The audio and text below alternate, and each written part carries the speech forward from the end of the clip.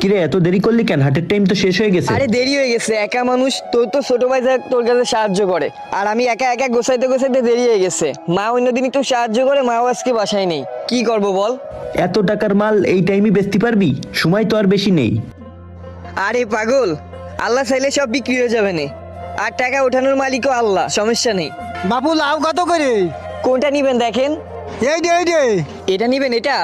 এটা 25 টাকা দিয়েন। না কাকা 20 টাকা নিও। আচ্ছা ঠিক আছে দেন। আর কিছু নিবেন? না বেগুন আছে, মিষ্টি কুমড়া আছে। না না আর কিছু লাগবে না। আচ্ছা ঠিক আছে। কি রে, ওর দোকানে তো বেচা কেনা হচ্ছে কিভাবে? পুরো হাটে কারোর দোকানে বেচা কিনা নাই, এ বেচা কিনা করতেছে। হাই রে, শীতের বেলা আসরে আজান হয়ে গেল, যাই নামাজটা পড়ে আসি।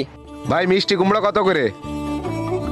ভাই এখন আর মাল বেচবো না, আর মাল নিতে হলে একটু ওয়েট করেন, আমি নামাজটা পড়ে আসি।